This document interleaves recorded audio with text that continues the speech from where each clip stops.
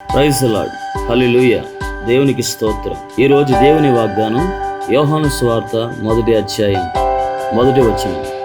ఆదియందు వాక్యం ఉండెను, వాక్యము దేవుని యొద్ద ఉండెను, వాక్యము దేవుడై ఉండెను. ప్రార్థన.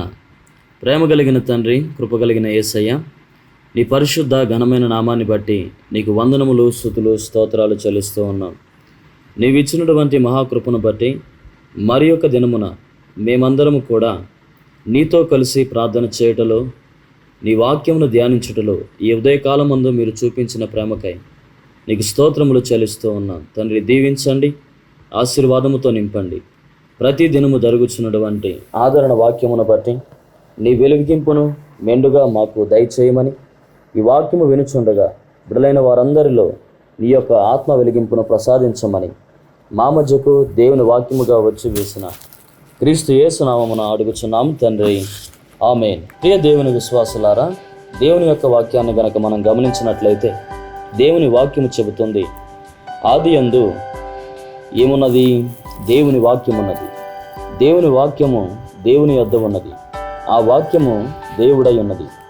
కాబట్టి మనం చూసినట్లయితే దేవుని యొక్క వాక్యము ముందే ఉంది, ఆ వాక్యము దేవుని యొద్దే ఉంది, ఆ వాక్యము దేవుడై ఉంది.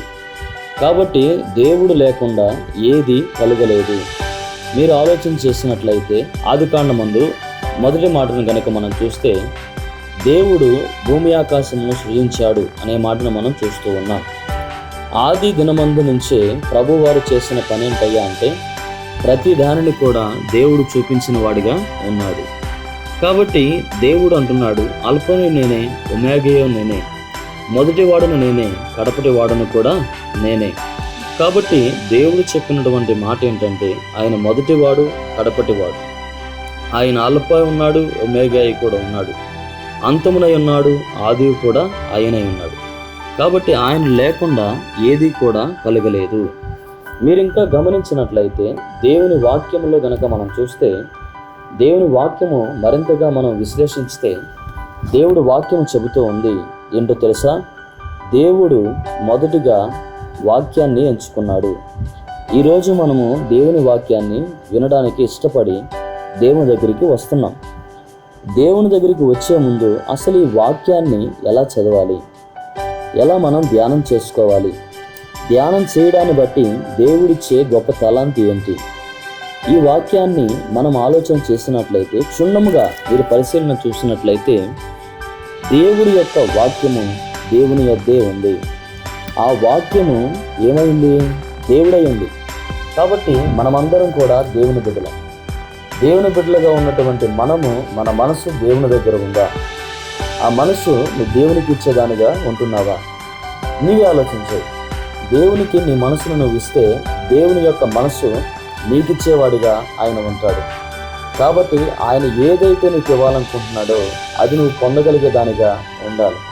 నువ్వు పొందగలిగేవాడిగా ఉండాలి అంటే మొదటిగా నువ్వు చేయవలసిన పని దేవుని యొద్దకు రావాలి.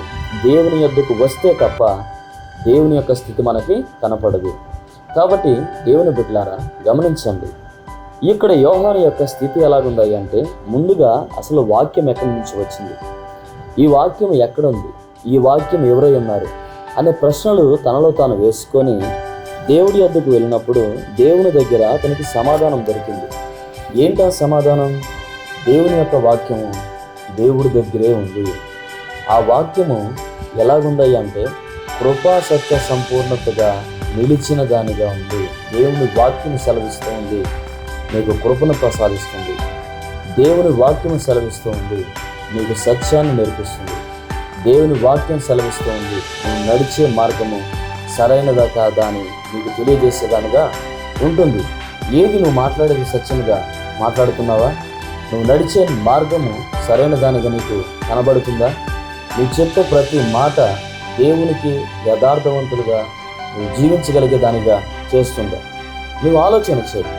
మనమందరం కూడా తెలుసుకోవాల్సిన విషయం అదే. మన దేవుడు ఎలాంటి నడకైతే నడిచాడో, ఎలాంటి ప్రవర్తన అయితే కలిగి ఉన్నాడు, ఎలాంటి సత్యమును మాత్రమే ఆయన చెప్పిన వాడిగా ఉన్నాడు, దేవుడు యొక్క వాక్యము కూడా అదే నీకు సెలవిస్తూ ఉంది.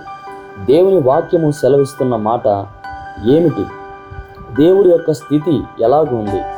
దేవుడి యొక్క ఆలోచన మనలో ఏమై ఉన్నది అనే విషయాన్ని కనుక ఇంకా మనము క్షుణ్ణంగా గమనిస్తే, నేను అల్ఫా, నేను ఒమేగా, అనగా నేను మొదటివాడను, నేను కడపటివాడను, నేను ఆదినై ఉన్నాను, నేను అంతమునై ఉన్నాను. ఇది మాత్రమే కాదు, కానీ దేవుడు చెప్పిన మాట మరొకటి గనుక మనం ధ్యానం చేస్తే, ఆ వాక్యము శరీరధారి అయి కృపా సత్య సంపూర్ణముగా మన మధ్య నివసించను. దేవుని వాక్యము మన మధ్య నివసిస్తూ ఉన్నది. దేవుని వాక్యము నీతో ఉండడానికి ఇష్టపడుతూ ఉన్నది.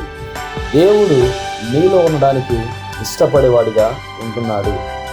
దేవుడు అంతటి వాడే వచ్చి నీతో ఉండడానికి ఇష్టపడుతున్నప్పుడు నీవు ఉండలేవా? ఉండడానికి నువ్వు ప్రయత్నం చేయకుండా సఫలము కానీ కాదు. దేవుడు కూడా మన దగ్గరికి వచ్చాడు. మన దగ్గరికి వచ్చిన తర్వాతే మనము ఆయన చూసిన వారిగా ఉన్నాం. ఈరోజు నీవు దేవుని యొద్దకు వస్తే తప్పనిసరిగా దేవుని యొద్దకు వచ్చి నిన్ను చూసేవాడిగా ఉంటాడు. కాబట్టి ఇంకా మనం చదువుకున్నట్లయితే, తండ్రి వలన కలిగిన అద్వితీయ కుమారుణ్ణి మహిమ వలె మనం ఆయన మహిమను కనుగొంటుమి. తండ్రిని ఎలాగనైతే తన కుమారుడు యొక్క మహిమను చూశాడో, మనము కూడా తండ్రి యొక్క మహిమను చూడగలిగే వారిగా ఉంటున్నామా? ఆలోచన చేయి. దేవుడు ఇలాంటి మహిమ మనందరికీ కూడా ప్రసాదించాలి అంటే, నువ్వు దేవుణ్ణి నిజంగా ఉండాలి అంటే దేవుని వాక్యాన్ని నిజంగా నువ్వు చదువుతూ ఉండాలి. దేవుని యొక్క స్థితిలోనికి నువ్వు వచ్చేవాడిగా ఉండాలి. దేవుడి ఆలోచన ఏంటో నువ్వు తెలుసుకునేదానిగా ఉండాలి. ఆయన అల్ఫా ఒమేగా అంటున్నాడు. ఆయన మొదటివాడు కడపటివాడు అంటున్నాడు. ఆయన ఆది అంతము అని అంటున్నాడు. కాబట్టి నీకు దేవుడు మొదటివాడిగా కడపటివాడిగా తోడుండాలన్నా, ఆదిలో నీకు సహకరించిన దేవుడే నీ అంతము వరకు నిన్ను కాపాడేవాడిగా ఉండాలన్నా, దేవుని వాక్యం ద్వారా ఈరోజు నిన్ను నీవే రక్షించుకునేవాడిగా ఉండాలి. దేవుణ్ణి ఈరోజే నువ్వు తీసుకొని మనమందరం కూడా దేవుని విషయంలో బలపడేవారిగా ఉండాలి.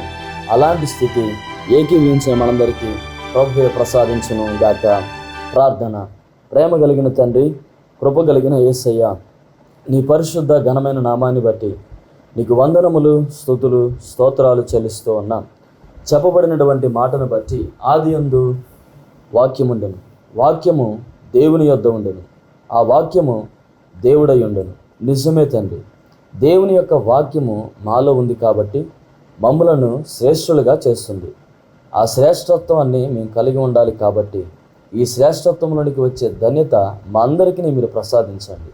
దేవుని వాక్యం యొక్క ముఖ్య ఉద్దేశం ఏమిటంటే, కృపను సత్యమును కలిగి ఉండాలని, దేవుణ్ణి మొదటివాడిగా కడపటివాడిగా చేసుకోవాలని, ఆదిలోను అంతము వరకు కూడా దేవుని మాత్రమే కొనియాడేవాడిగా చేయాలని.